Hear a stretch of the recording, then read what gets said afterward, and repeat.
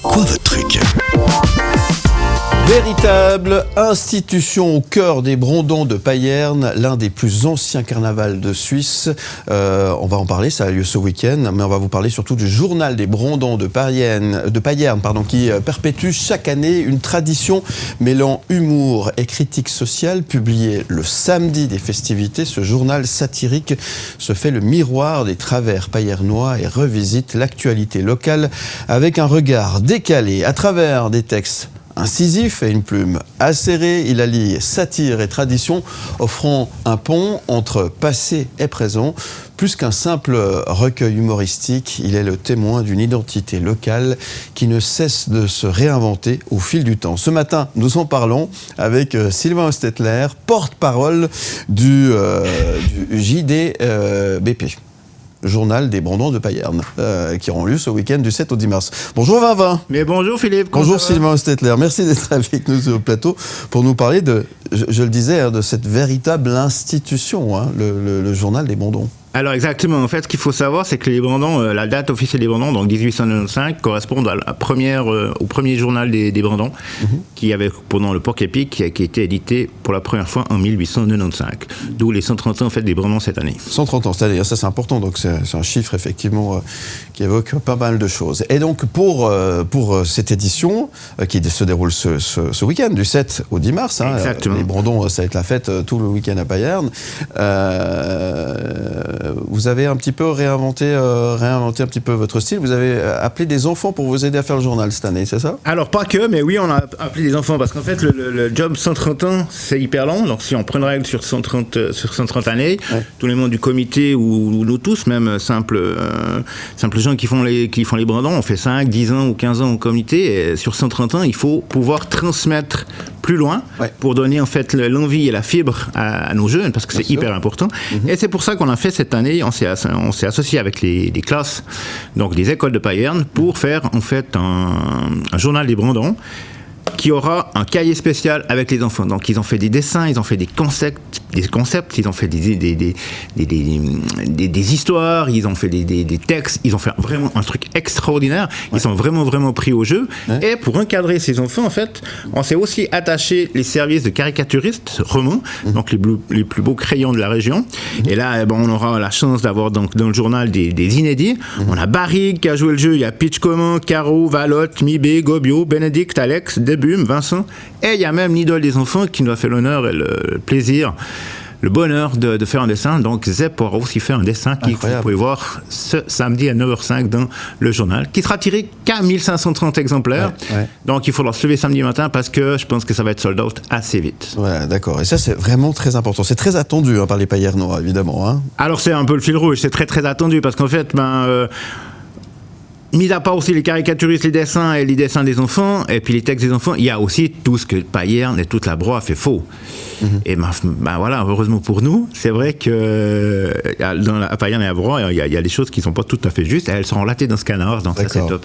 Mais c'est toujours fait avec humour et délicatesse. Bon. Le journal des Brandons, c'est l'humour qui pique ou la tradition qui radote ? Alors c'est un peu les deux.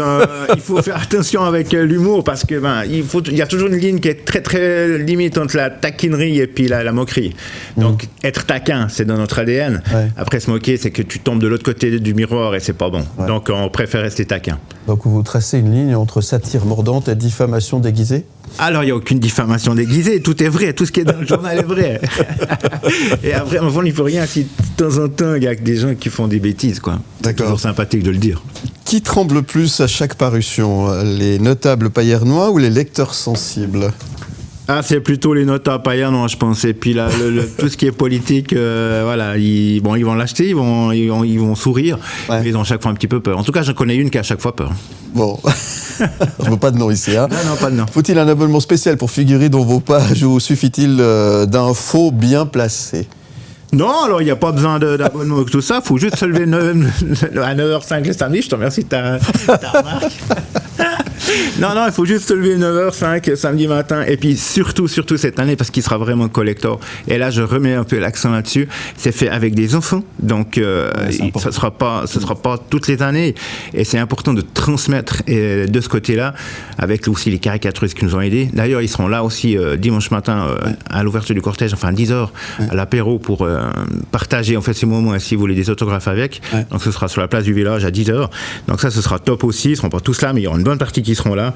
Donc ça, il faut... Voilà. Nous, le but maintenant, donc à travers ce concept, c'est de pérenniser. C'est de donner justement à la génération future. Parce qu'on fait que passer, les Brandons, c'est universel, ça appartient à tout le monde. Et si ça appartient à tout le monde, c'est que ça appartient à personne.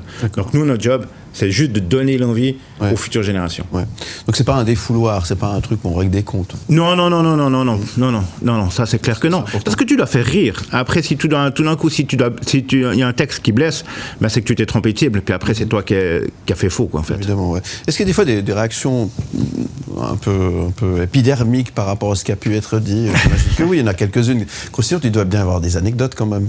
Oui, alors il y a d'autres anecdotes qui sont assez sympathiques, mais il n'y avait rien autrement, non, j'ai rien qui me vient en tête, parce que ça reste bon enfant. D'accord. Par contre, si un célèbre animateur d'une radio lausannoise devait venir habiter à Payerne une fois, c'est vrai que pour lui, ce serait difficile.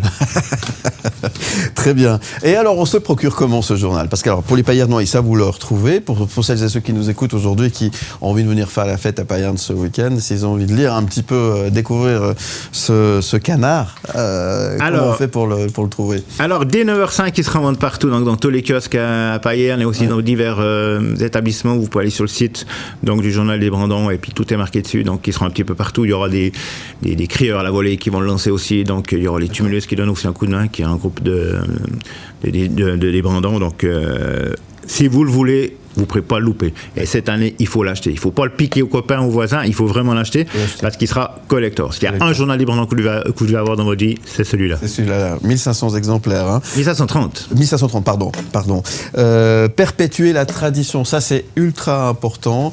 La tradition, elle est ancrée dans le cœur des cochons rouges ou des Payernois, les habitants de Payerne. Oui.